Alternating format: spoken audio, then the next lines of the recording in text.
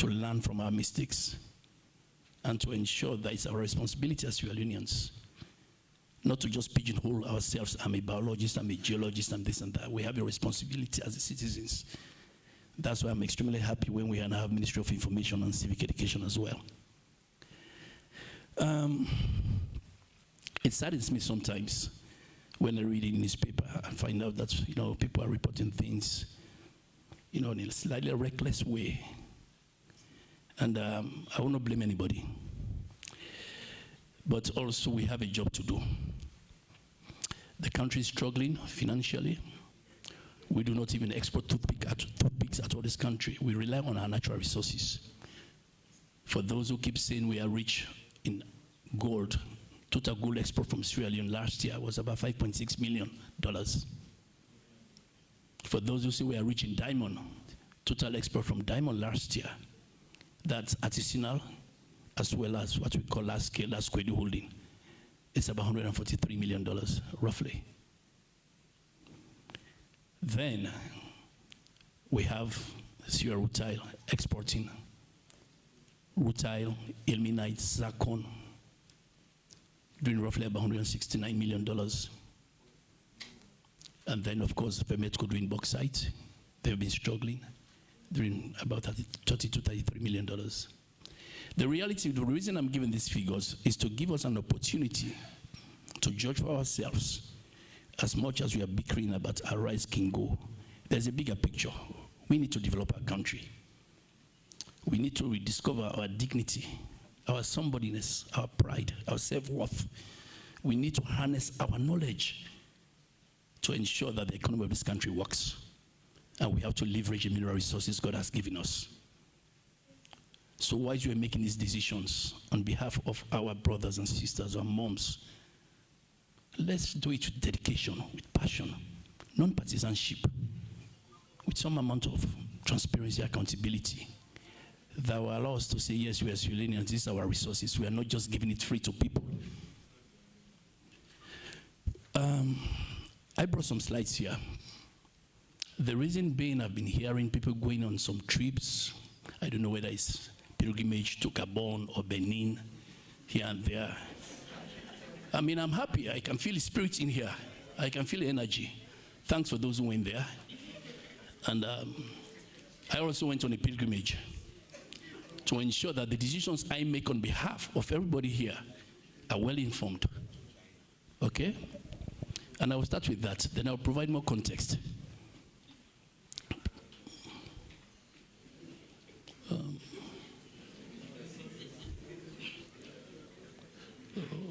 Can you push the laptop a bit closer here? No, the laptop. Yeah, open that folder, please. There are quite a few things that I may need to go through. Yeah, it's okay. Yeah. Please be patient with me. As I said, my job is to ensure that we are well informed after leaving this place, and you make your decisions. When African Minerals was here, they signed an agreement with the government of Sierra Leone in 2008. For those, again, who are not so familiar with the African Minerals stories, those who kept saying, as maybe some people work there, African Minerals actually came to Sierra Leone with its head office in Bermuda, registered African Minerals in London, and then incorporated African Minerals Sierra Leone here. African Minerals Sierra Leone never really had a license for mining. Rather, it had 3 subsidiaries. It created African Minerals that was responsible for Tonkolili Iron Ore Project. That's the one that had the iron ore deposit in Ferengba in Tonkolili. And then there was African Minerals, which was African Minerals, the Rail and Port Services. And then there was African Minerals Energy. So let's distinguish the 2 things, the mine site and the related infrastructure, which is the rail and the port. In mining, we normally say, yes, it's good to mine, but what you should be thinking about is the money. But before you get to that money, in between, you have to make sure you have the manpower, you have the management, the logistics and infrastructure, and then the market, before you get to that money. So what we have there at Ferengbaya is one of the largest iron ore deposits on the African continent. 13.8 billion tons of iron ore.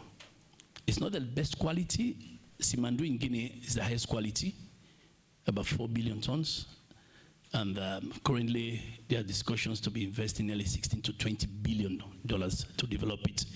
It has a related rail infrastructure, 650 kilometers, and it's going to cost anything between $4 to $8 billion just to build that rail infrastructure. So whilst African Minerals had that license to mine, they have to put in place infrastructure to take the mining product to the market. It's for that reason that 192-kilometer rail was constructed, starting from Dasogaya right into Kamasundo. And for those who are familiar with rail infrastructure, you have different gauges. Those are the tracks they run on. What we have there is a narrow gauge, 762 millimeter.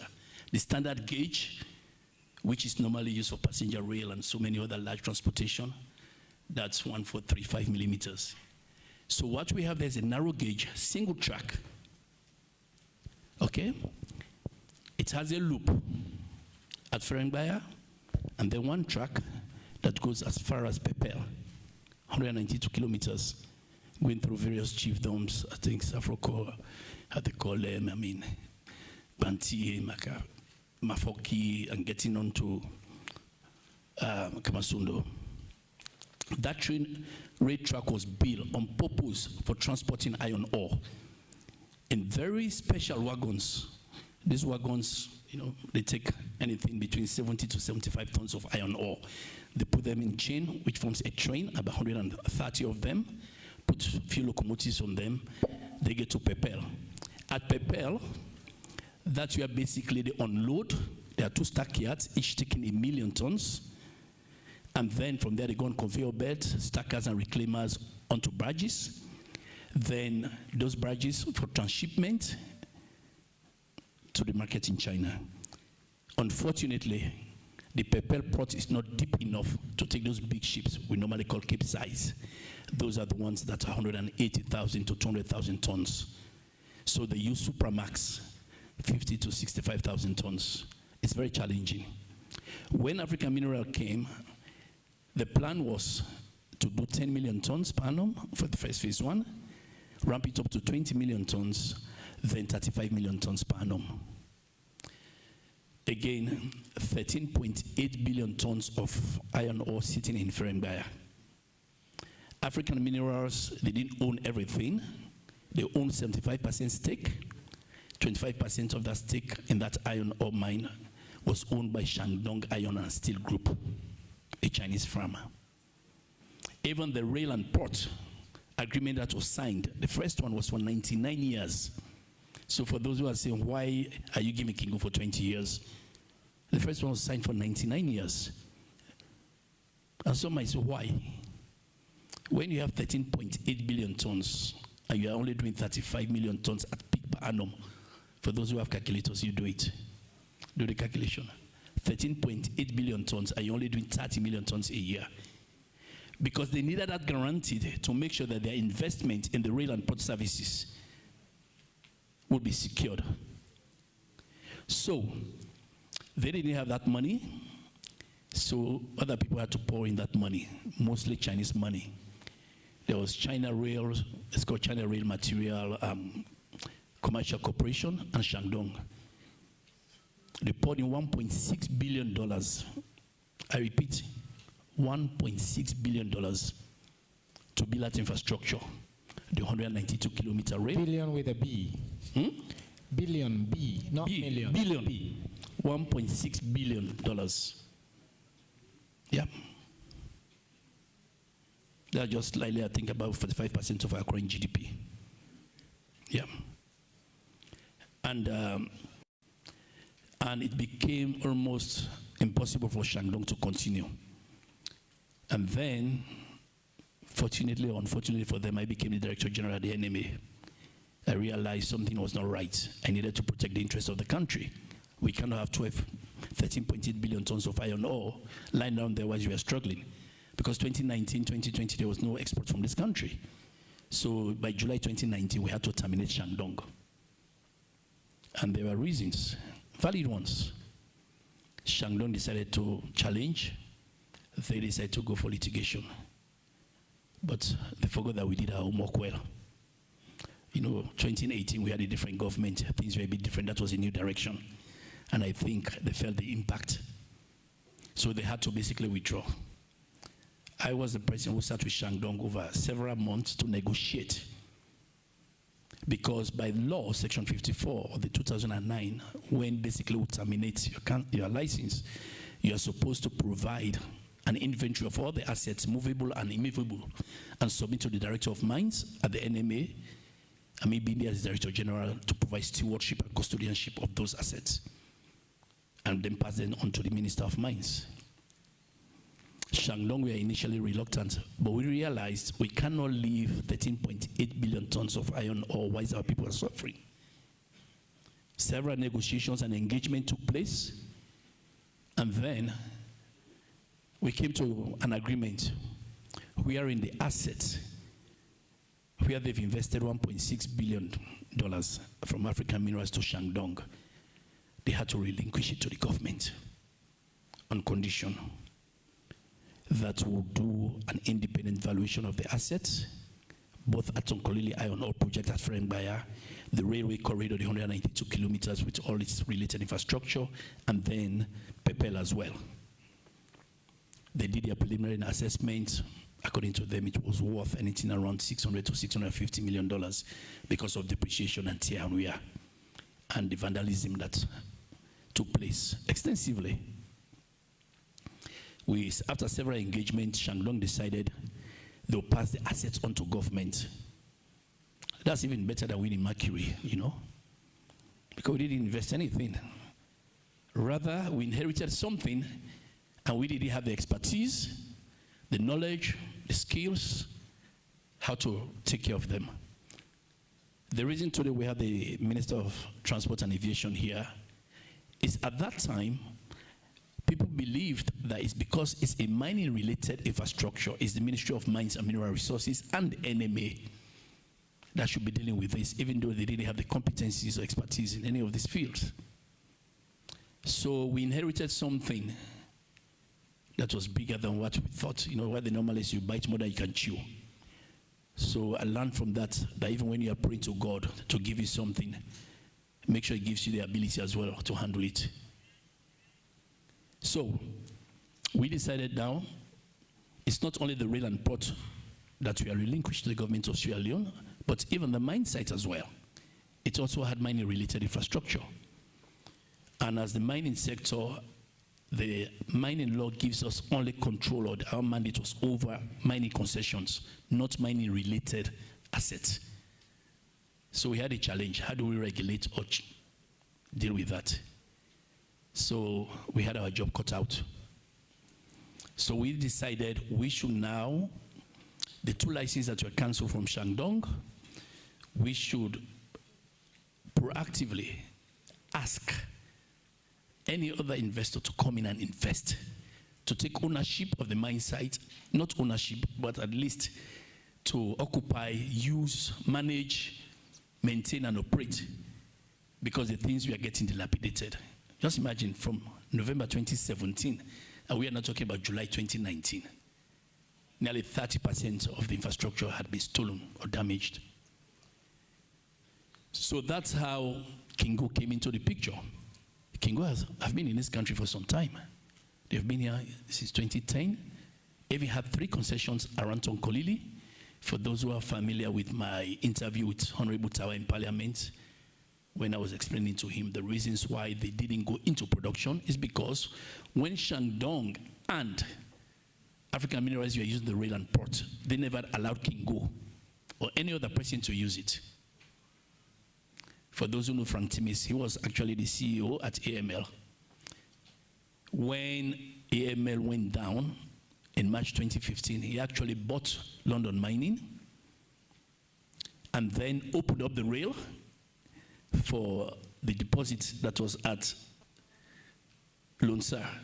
Here now we have Marampa Mines, worth $46 million. It was 1.5 million tons. Shipped it within 6 months, then closed and stopped everyone else from using the rail. So even when Kingo came in and expressed their interest, because they already have 3 concessions that are contiguous with the 2 councils operations we had from Shandong, we had to make sure that they were competent enough and that they provided us a proper mine plan. And we had to look at the financial model to make sure they were capable of taking over something as big as this. It's for that reason it was not just to sit here. They did several presentations at the NMA. And the first thing we did, Kingo is a group. It's a massive group in China, Kingo Energy Group. You can go and Google. So we needed to understand that it's not only their local incorporation here in Sierra Leone that was capable of doing what they're doing. We needed to know who the parent is. For those who are familiar, you know, most mining companies, they come, incorporate a local farm here, have a subsidiary of that farm, but their parent farm is somewhere in a safe haven, tax haven, either New Jersey, Bermuda, or maybe Panama. So we needed to understand. And we went to China. This was to understand. I mean, I brought some pictures here to just show some few things quickly, because they paint 1,000 words. I hope they work. Yeah, I'll go through this quickly. Can you press next? Next. So that's the rail and port they run in China. We went there to look at the infrastructure, to look at everything. It was a due diligence. It was a large team that went there to really understand that the parent that is sending its child to Sierra Leone to take over something we've inherited from Shandong is capable enough. It's not just the financial model they will show us or come and tell us, oh, these are net present value, these are weighted average of capital, or this is our payback period. We wanted to see. Okay? It was the Minister of Mines. I was there as an NMA representative. We got people from the AG's office. And we came back. Can you go back out of the folder, please? Okay. Back. Even when we came back, we needed to go and see. This is now January 2020. The Kingo mine, the mine site that we inherited from Shandong. Next. That's how big some of those machines are, just slowly. That's how they were, slowly, please. For people to really understand, when we keep talking about assets, at least to those who've never been to mine sites, some of these things are like 4 or 5 stories high. And there they were, we inherited it. They were getting rust. They were being vandalized. Can you go next? So we took the team there from NMA. All of these things were like idle for 3 years. They were not just being scraps. Even to scrap them was going to be a challenge. The conveyor belts were cut off, damaged. Those are containers left for 3.5 years. And after coming from China, doing the due diligence of the parent, we wanted also to do due diligence on the child. So we went there to take stock of what has been left and given to us for free.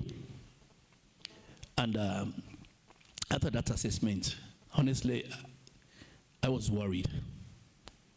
Worried not for myself, but for Kingo. Asking, how are they going to rehabilitate this? Some of the pictures, some of them is not really doing justice, because if you get closer, you realize most of the things are gone, they've, rusted here and there. So we thought, let's engage them and let them give us a plan in terms of how they're going to do this. So after going through the normal process, it was in January 2020, we gave them the license for the mining site in Tonkolili. And then we transferred those assets to them in September 2020. This was the period of COVID. Remember? China was locked down. I mean, we all know the experience of COVID. Then we transferred, after coming back, the rail and port asset after negotiations in the same October 2020. whilst we are negotiating the details of the contract, because even before the contract was signed, because when people knew that Kingo was coming to take over the rail and port, in fact, people started vandalizing. It was like free for all. People found their El Dorado. People were just cutting away with things. So Kingo, we actually begged Kingo to take ownership as early as possible, not legally, but to occupy, to stop the vandalism. At that time, they told us it needed over $100 million to repair. So they took over in October. November 2020, they went to work. Brought in over 20 subcontractors from China. Can you go back and get the next folder?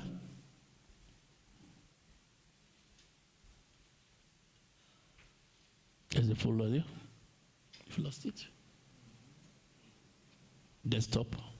There is a folder called conference. Yeah. Yes, prepare reports, yeah. For those again who have not been, go through one by one, please. That's okay, I can zoom into that. That's the layout of Pepel. So Pepel is not just a Lumley market or Botomango market.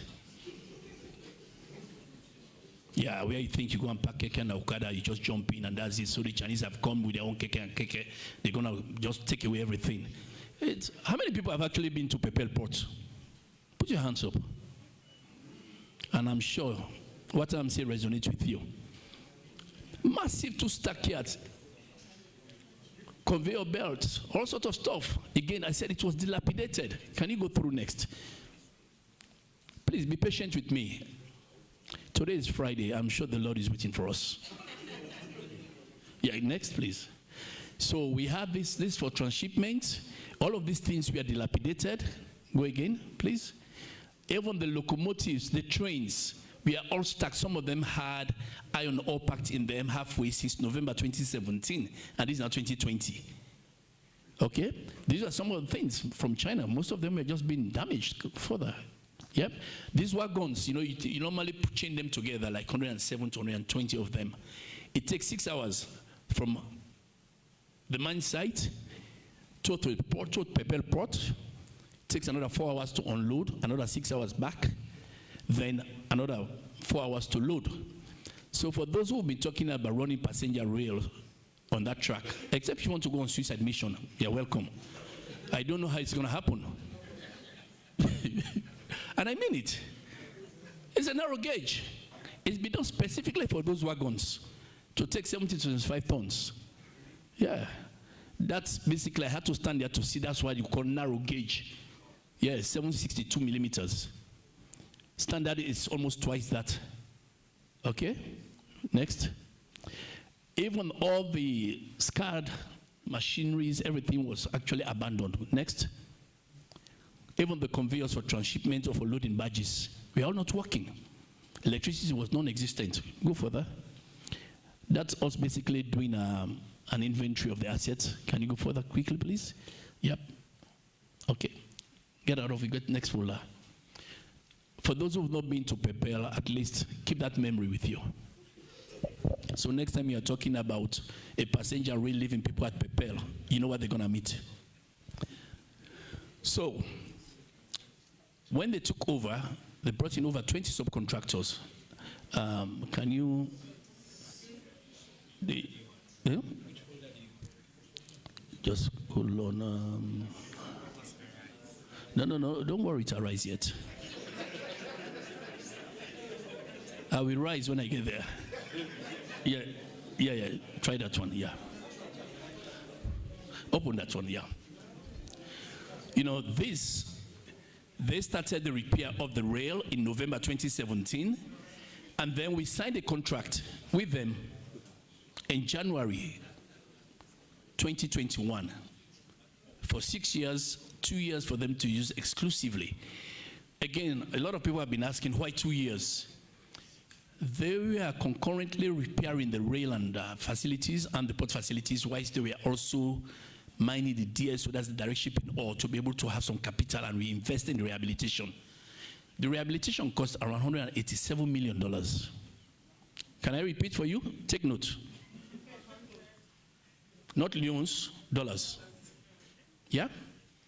192 kilometers of rail, and several hectares, I can't remember, is it 10 point something hectares at Pepel. This is when they actually started shipping. Just imagine, started repairing the rail and port in November 2021. By February 2022, they were actually now shipping, and we are now deriving revenue in terms of royalties. They brought in all this machinery. I mean, when I went there, I was so proud to see our Sierra Leonean women. All the drivers were women, locally trained. Each one of that tire cost $245,000. And they had to get over 30 of those.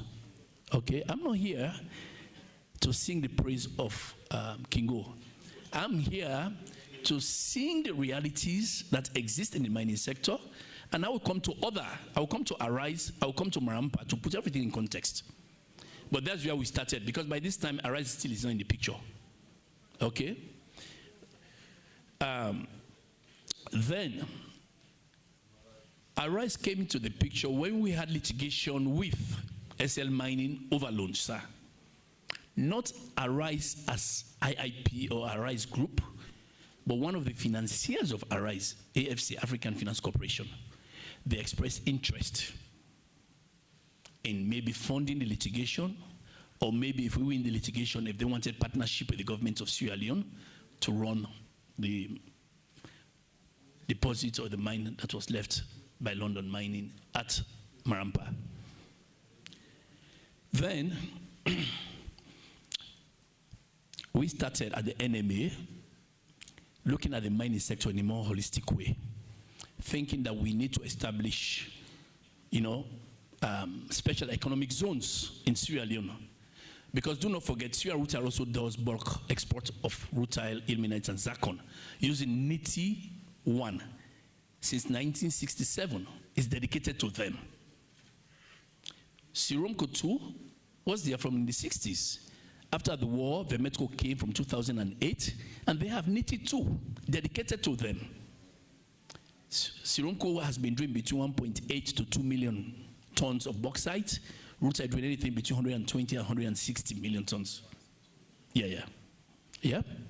So, we thought also at Pepel, there's a possibility for other operators to use that. So this idea about multiple users, they didn't just come from the sky or from a Mercury card. At the NMA, we sat down and looked at it. We did some research in terms of SEZs around Africa, and that's how we got to know about Gabon and Arise. So if you look at the Arise Gabon, the first folder, Arise Gabon, number 4. So I also went on pilgrimage. Can you zoom in? I didn't go alone. I went with a team of technical experts together with my Minister of Mines to really understand how the SEZ works. That's a special economic zone. And then the associated port infrastructure in Owendo Mineral Port. Then we got to realize, that's the SEZ. Fantastic, brilliant one in Gabon. From 1 billion tons to 10 billion tons, visited virtually all the factories. We even went to the mine sites, not run by Arise, but that uses the infrastructure. That's Arise doing presentation to us. Can you just go forward? Yep, forward again, yep. There's a slide here, I want to just stop there. They did a presentation to us on Mineral Terminal. Again, for those who've been talking about Arise IIP, just a reminder, Arise is a group. There's Arise IIP, Integrated Industrial Platform. There's Arise IS, Infrastructure Services. There's Arise Port and Logistics. That's the one that has expertise in running mineral port. And that's owned 42% by AP Moller Capital. That's Maersk. I mean, you don't know Maersk, they have the expertise. And then 32% by Olam, who also have a share in Arise IIP, and the AFC that provides the finance 24%. Arise IIP that is here is owned only by the shareholders. AFC 50.5%, the Olam 49.5%. But whilst we are there, apart from the SEZ, every presentation on rail and port was this, the Owendo port. It's actually a narrow loop, 21 kilometers, maximum tonnage is about 5.6 million per year. They built it in 2018. So we came back to put all this in context. And it was not enough. We actually took His Excellency with us again on the second trip to go and see for himself. Okay? Can you go through this ruler quickly? And the next one. No. So we went on a second pilgrimage as well, but this time with His Excellency. Because by then we are very much convinced our rights capabilities are more in industrial zones. I will give it to them every day. So we saw all of this, went there, gave us presentations, or we came back. And we encouraged them to focus on SEZ. I'm not bluffing, but I was the one who did all those maps, did feasibility studies to actually identify some of these areas. So they disappeared from the equation. Okay? Can you go back to the folders? I'll be wrapping up soon. Okay. Can you go to the folder that says maps? Maps. Yeah. Just open the first one. For those, again, who want to go on a suicide mission on that as a passenger, you see at the far right there, that's, there's no pointer. Yeah? I will have to stand. Give me a chance. This is the mine site. Probably close it first. Let me get the entire overview. Close this one. There's another map.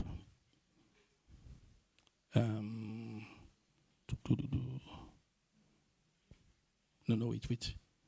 Yeah. Open the Sierra Leone Liberia one. Okay. Zoom in. So basically the mine site is here. Pepel is here. Okay? Again, the reason I show this map for those who've been, getting excited that even our rise is going to extend this to Guinea, to Simandu. Simandu is around here. Simandu is around here. And Simandu already have Chinese and Singaporeans who are pouring between $4 to $6 billion to build a 650 kilometer rail. I wonder why they will be interested in this. So for those who are still dreaming, I'm going to wake you up. Continue, please. There are some discussions. We're going to have passenger rails coming to even to Liberia. Okay? Can you just zoom out?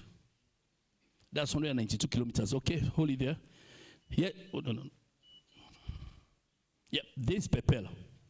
Yeah, that's Pepel. When the ore starts from there, it goes through all this.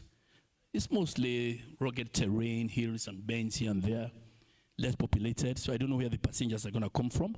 Again, just to put things in context, in Liberia, they have similar situation.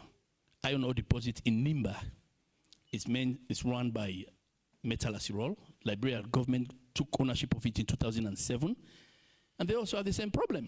When you are poor, you don't have too much options. They had to let Acirol Metal run it. Theirs is about 243 kilometers, spent over $800 million. And they are lucky, it's a standard gauge. But even at that, it's only one mining company running it. Why there have been discussions to allow the other Guinean companies around Nimba to use it? The discussions are ongoing to make sure they work out the modalities. But that's not going to happen until 2026. Okay? What we have here, again, one important thing, for those again who have seen, multiple users should be using the rail. It's true. But you have to put some money in it. As much as Marampa is around here, yeah? It's also using iron ore.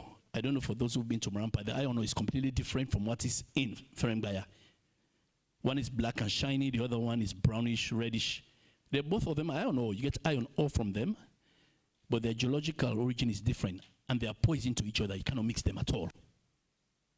So if you have 110 to 113 wagons, and it takes you 6 hours to move from the mine site to Pepel, then another 4 hours to unload, then another 6 hours to go back. Now you have to factor in, you have to wash all those wagons, clean them up, come back and load them. So for those who are saying, why did you give them only 10%? Yes, there's a discussion that when African Minirals was there, the capacity is 20 million tons per annum. That was then. If you go to Pepel, there are 2 stackyards, only one is working. 2 dumpers, only one is working since 2017, and nobody's willing to pour money in it. So the capacity is actually about 10. Kingo is currently doing 4, and half year, but the expectation they will do 8. Next 2 years, or next year they do 15. By 2027, they do 30, which is good for the economy. So, can you go back? There's another map there called Koya, where we have our SEZ. The shortest distance to that way from Koya, where the industrial zone is. Don't get me wrong, I'll come to Arise. I'm all for that. Arise, don't take anything. Arise IIP. They are very good at SEZs. Done in Côte d'Ivoire, Gabon, Togo.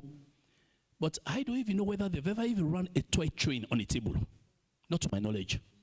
Correct me if I'm wrong. I don't know about that, whether they've even run a toy train on a table. Because all the presentations I've seen over the years, I've engaged them since 2020 up to September 2022. And again, for those who will be surprised, in September last year, I have not spoken to anybody from Arise. Even when I was the Director General at NMA, I've never seen a presentation from them. As the Minister of Mines, they want to run a rail that is related to the to the mine that basically exports one of our best commodities and one of the biggest contributors to our economy. Why would you want to leave that and then give it to somebody? As far as I know, I'm not talking about Arise Port and Logistics, but Arise IIP, again I repeat, that as far as I know, has not even run a toy train on a table. Okay? Koya, the industrial zone, is around here. The rail is right up there, not even on the map. I did a quick calculation. The shortest distance is to Pepel, but you have to go through that creek and nobody will bother. But any other way is between 42 kilometers to up to 198. So for me, I have to make decisions on behalf of the country and have to advise my colleagues based on what I know. As I speak, I have here the mine plan, the presentations, plan for Kingo and Arise. Arise one was the business case is 10 pages. Spent 8 pages talking about Arise Port and Logistics, and half a page Arise IIP. Correct me if I'm wrong. If you are supposed to evaluate 2 companies, one that is running rail, spent $187 million, rehabilitated it, brought contractors running it. The iron ore, already, when the Minister of Finance read the supplementary budget in Parliament, for the first 4 months, total export from this country was about $420 million. $369 million of that was from the mining sector. 87%. Then 262 million of that is from iron ore, 65%. Do you want to jeopardize that? I don't think so. If it's wrong to make a decision and recommend the best operator to the government, if it's wrong, I don't want to be right. Mr. Minister, yeah, I'm going to ask you to wrap up now. Pause, yeah, so that we can allow the members of the Fourth Estate to ask questions. I think that's as detailed a briefing, please, sir, on this matter you're going to get. 2 minutes, because they will say I didn't show anything about Rise. Can you just please, right, before the question comes? I'll give you 2 minutes to wrap up. Okay. Go to the Arise folder, please. Which one of them? Go to Arise Docs. Docs. This one? Arise Docs. Okay. I'm not going to go into the lease agreement. Read it for yourself. The lawyers are here. This is the business plan I got. Okay? I'm a technical person. I was the Director General of the National Minerals Agency. Can you just go through this quickly? So that when you ask questions, it's not only, this is the business plan. Okay? Apart from this, just go down quickly. This is just basically giving you a background about the mining sector and what they can do. And that's it. From here, henceforth now, it's 10 pages. Everything now is about Arise Group. Go on. It's about other things Arise Port and Logistics have done. Nothing more about Arise IIP.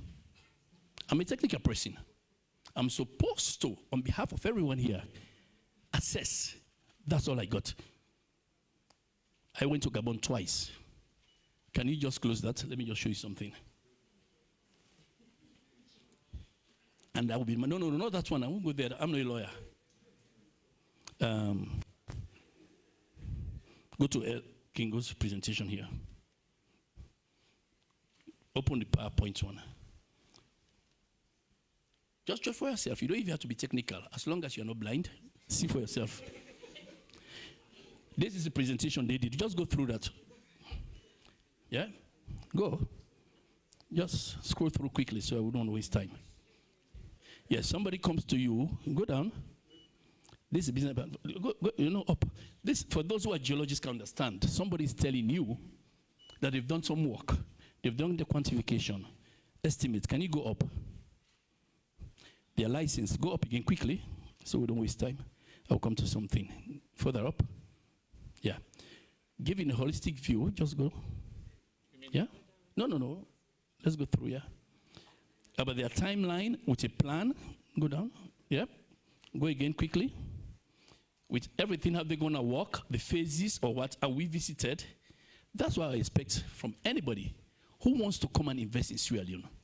I was given this responsibility on your behalf, and on behalf of the government, to make decisions to the best of my ability and capability without, let me say this. I see Sierra Leone as I see myself. If I was going to assess this for myself, I would do the same assessment. So after going through all of this, I would not sit down with the potential to be one of the best exporters of iron ore on the African continent with the associated rail and port. And I will not advise the lawyers, the Minister of Transport, and the government accordingly or the cabinet. Thank you. All right.